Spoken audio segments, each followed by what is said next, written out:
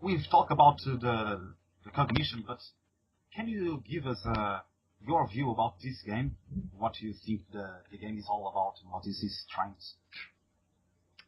Yeah, well, the setup for the game is you play this FBI agent, Erica Reed, who has a power where she can touch objects and see the past.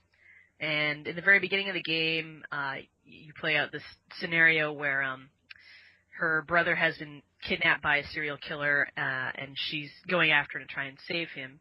And unfortunately, she's not able to save her brother there, and that's, obviously a very big event for her, and it really marks her and kind of, gives her emotional scars as a person.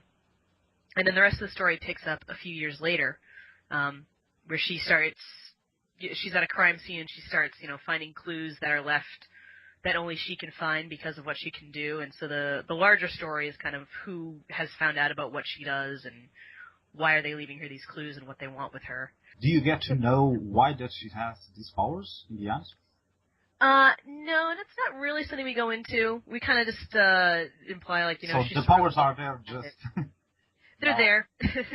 We might explore that someday, if we make a sequel to it or something, maybe where these powers come from. But for this one, it was more about her learning to accept that she has these powers and how to control them and learn the different ways to use them.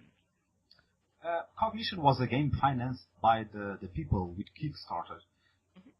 Why did you choose to do it this way and not go to any publisher like the normal? Well, I mean, especially, so we did our Kickstarter about a year ago, and which was before kind of the big boom from the Double Fine one. But even then, we knew, like, Kickstarter was a more, it was kind of the crowdfunding sites out there, that it was the more known one. And we've, always had really great fans who were really supportive, and so going there kind of seemed natural in that sense. And also, while we have released The Silver Lining, it's a completed game. It's a fan game, and I mean, there's definitely a level of polish that isn't there that you would find in a professional game. So, doing it this way and funding it, ourselves and also with Kickstarter was kind of a way to make sure, like, all right, show the companies that are established and the publishers out there, like, yes, we can make these games and they can look professional and, kind of take it beyond that one-time fan game creation that we made. You asked for 25,000. Isn't that too little to make a complete video game? Oh yeah, it's definitely taken much more than that. It was a lot of things we read about Kickstarter before we did it were saying, set a realistic goal, but also set one that you can get. Like, don't ask for everything, because if you don't make that goal, you're not going to get anything. So 25,000 was kind of a goal we set in mind. Like, all right, if we get this much, it will be a huge help. It will really help us, get started on this game and production. How many are you on Phoenix Online Studios? Full time, we've got about 25 to 30 people, and then we've got some part-timers as well. Is there anyone voluntarily there? No, I mean, this one it's everyone there is on a contract of some kind. Then we've got one person who's on their internship, actually. So you're also looking to new talents? Yeah, definitely. I mean, but when you started doing the Silver Lining, everybody was having a second job, right? All of this was a part-time thing, right? Yeah, correct. So only recently with the Cognition, you started hiring more people to do a full release game. Yeah, and most of the team that's on Cognition came from the Silver Lining team. It was like the people who were able to to move this into being a full-time thing, and the people we had seen, were really good at whatever department they were in, and they really had the drive and the talent. So certainly, kind of the Silver Lining in a lot of cases was kind of our test ground to see who could do what.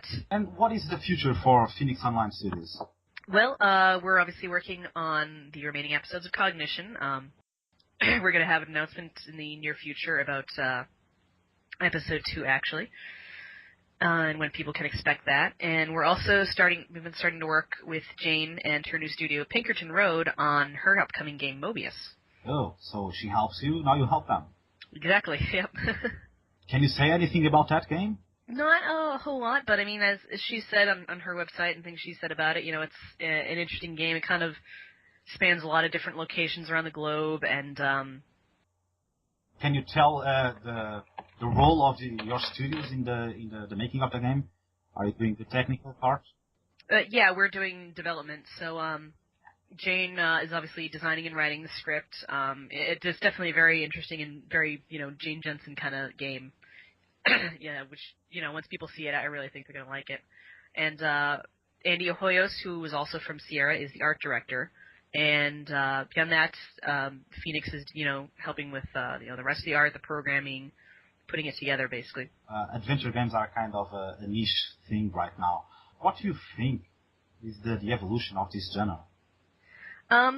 It's been interesting over the years. Back in the 80s and early 90s, it was really like one of the genres out there, and then it kind of quieted down a whole lot. A lot of people thought the genre was dead. But there were always, a few really good games coming out in it over the years, I think. And I really think now it's kind of seeing an interesting little renaissance. There's from indie developers, and you saw a lot of the old school designers and teams coming back this past year over Kickstarter especially. So was that only because of the Double Fine thing? I think that definitely had a lot to do with it. Kind of seeing that, what Double Fine was able to do with their Kickstarter, I can only imagine got a lot of people thinking like, hey, maybe I actually can go out and we can do this again and do it, sort of on our own terms. Maybe. And if the numbers they got in Kickstarter are any indication, people will indeed buy it. Well, we also have some successful companies. We have the Pendle Studios with the Runaway games. We have the Telltale, which done a lot of games over the years. But still do you think there is still little compared to the 80s? Because the thing is, it might be the same as the 80s, but the rest of the industry is much bigger. Yeah, exactly. That's what I was just thinking. The rest of the industry has gotten a lot bigger, and there are a lot more kind of games out there. And I think some of the things that were always strong aspects in adventure games are coming up more in other games. I feel like you hear a lot more about the story in other games and how important that is these days. Thank you, Katie, for being here. Thank you for Phoenix Online Studios for accepting this invitation. Thank you. Do you want to shamelessly promote anything of yours? Sure, I'd love to.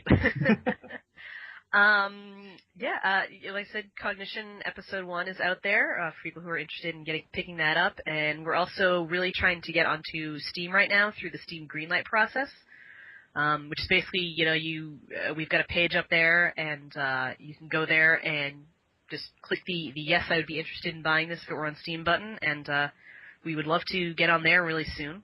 And what is the price of Cognition? Right now it is $9.99 per episode, and you can buy them piecemeal as they come out, or you can get pay for all four up front for $29.99.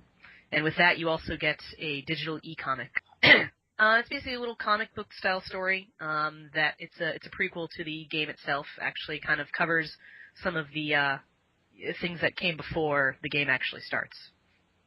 And what about the silver lining? If we wanted to get hold of it, what we would do? Silver lining, you can just go to our website, postudios.com or tsl-game.com, and you can download it there for free. Yeah, Episode 5, we don't have a release date yet. It's definitely getting worked on. A lot of the tools actually that we built for Cognition we're going to use in Episode 5 because it's going to be done in the Unity engine.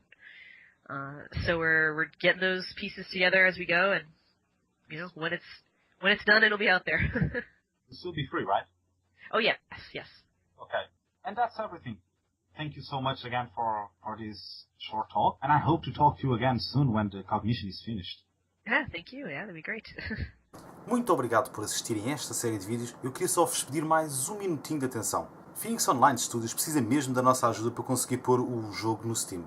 Eu tenho acompanhado a empresa desde já há algum tempo, a entrevista já foi gravada há algum tempo atrás, e eles ainda não conseguiram. Já estão quase a lançar o segundo episódio e o jogo já está no Greenlight desde o alpha, mais ou menos. Mas o jogo é bom e eles merecem estar lá.